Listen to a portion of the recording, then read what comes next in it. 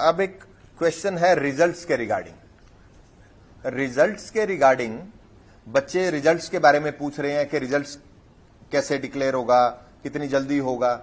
मैं आपको प्रोसेस बता देता हूं, टाइम मैं कमिट नहीं कर सकता आपके साथ। एग्जाम के बाद एक स्कैनिंग का प्रोसेस होता है, स्कैनिंग होगा, उसके बाद रिजल्ट।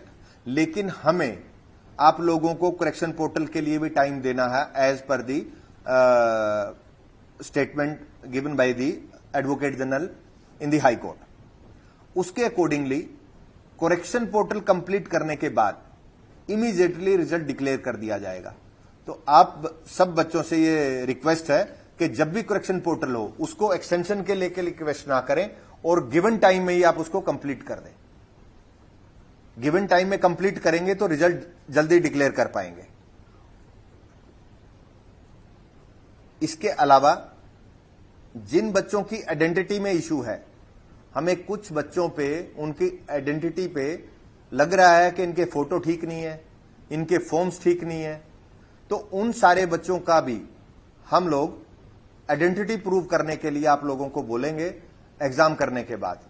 जिन बच्चों पे हमें शक होगा आइडेंटिटी के रिगार्डिंग, उनको कमीशन में आने के बाद कमेटी के सामने पेश होना पड़ेगा और वो आइडेंटिटी प्रूव करना पड़ेगा कि मेरा ही फॉर्म है और मैंने ही एग्जाम दिया है।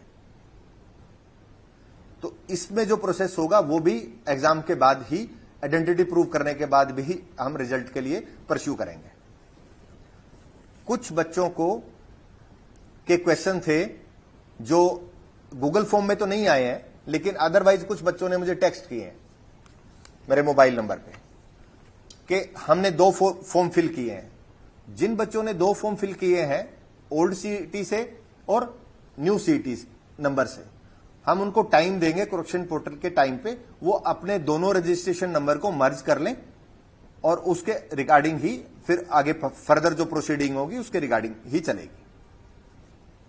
कुछ बच्चों की क्वेरीज ये आई हैं जो रूटीन में मेरे से मिलने भी आते हैं कि सर इस नए सीईटी होने के बाद क्या मेरा पुराना सीईटी का जो स्कोर है वो खत्म हो जाएगा? बिल्कुल खत्म नहीं होगा। Date of result of the last CET आप वो ध्यान रखें, 3 साल के लिए वैलिड है और वो आपकी सीईटी पॉलिसी में ही मेंशन्ड है, तो आप उसको देख सकते हैं, 3 साल के लिए वैलिड है। आप date of declaration of the result CET 2022 को देखें तो वो बच्चे भी नेक्स्ट एडवर्टीजमेंट में वो कर पाएंगे, एलिजिबल होंगे। कुछ क्वेरीज आज जो कमेंट्स वगैरह आए हैं, मैं कोशिश करूंगा कि कुछ कमेंट्स भी मैं कर पाऊं आप लोगों के कंसिडर।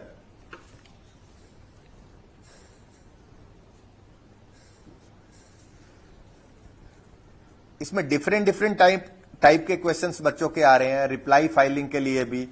तो मुझे लगता है कि सीईटी पे हमें बात करनी चाहिए और जिनके भी किसी भी केस से रिप्लाई के रिगार्डिंग या अदरवाइज इश्यूज हैं तो हम बाद में डिस्कस कर लें, और 27 के बाद अगर किसी का रिप्लाई पेंडिंग है तो हम रिप्लाई भी उसका फाइल कर देंगे।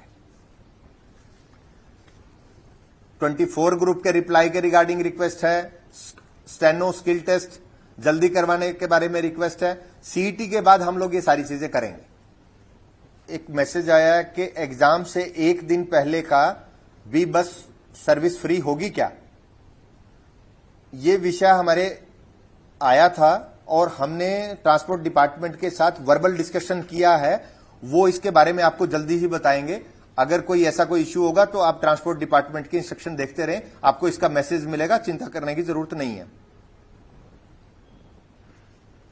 कुछ बच्चों का क्वेश्चन बुकलेट जमा करवाने के रिगार्डिंग भी आया है कि क्वेश्चन पेपर को जमा करवाएं। इसके लिए हम डिस्कस करेंगे, हमारी नॉलेज में है और आपको एग्जाम से पहले इसके रिगार्डिंग कोई ना कोई डिसीजन जो होगा आपको इंटीमेट कर देंगे।